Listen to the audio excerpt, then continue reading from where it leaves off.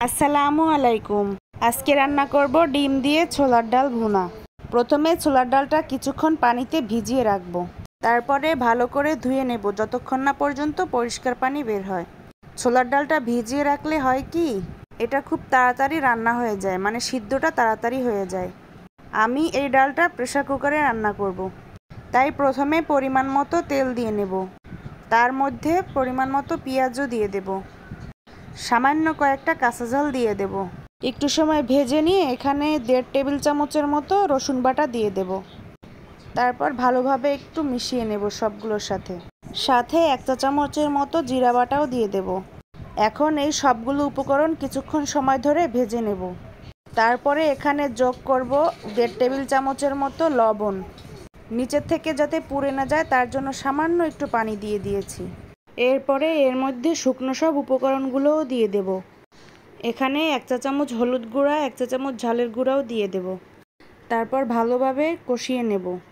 কিছুক্ষণ মশলাগুলো কষিয়ে নেওয়ার পরে ছোলার ডালটা এর ভিতরে দিয়ে দেব। আমি ঝুড়িতে ছেঁকে নিইনি, কারণ এই ডালের নিচে যতটুকু পানি থাকবে ওইটুকু দিয়ে কষাবো কিছুক্ষণ।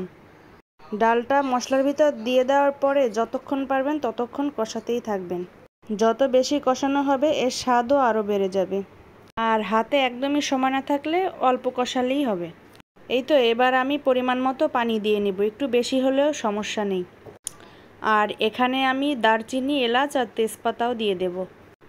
এবার প্রেসার কুকারে ঢাকনাটা আটকিয়ে দেব, যতক্ষণ না পর্যন্ত হয় অপেক্ষা করব।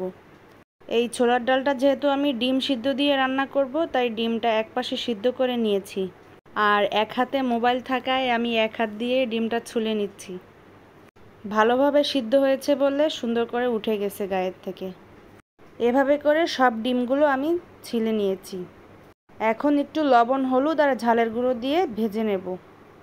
আমরা ডিমটা একটু মিডিয়াম ভাজা ভাজা করে খাই, তাই সেরকম করে ভেজে নেব।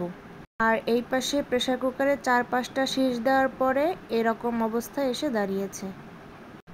প্রায় সিদ্ধ হয়ে গেছে, শুধু দেখতে আস্ত, কিন্তু এটা নরম হয়ে গেছে। এখন এখানে ডালের ঘনত্ব যতটুকু আমরা রাখবো ততটুকুই পানি দিয়ে নেব। তারপরে ভিজে রাখা ডিমগুলো দিয়ে দেবো এর মধ্যে। এই ছোলার ডালটা বেশি পাতলা করলেও ভালো লাগে না, আবার বেশি ঘন হলেও ভালো লাগে না, মিডিয়াম রাখাই ভালো, তাহলে টেস্টটা একটু ভালো আসে। এই পর্যায়ে আমি লবণটা একটু চেক করে নেব।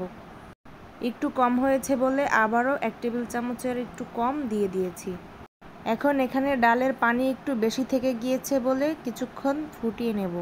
এই তো, আমার রান্না প্রায় শেষ। কেমন লাগলো জানাবেন। আর ভিডিওটি ভালো লাগলে লাইক, শেয়ার এবং সাবস্ক্রাইব করে দিবেন। আল্লাহ হাফেজ।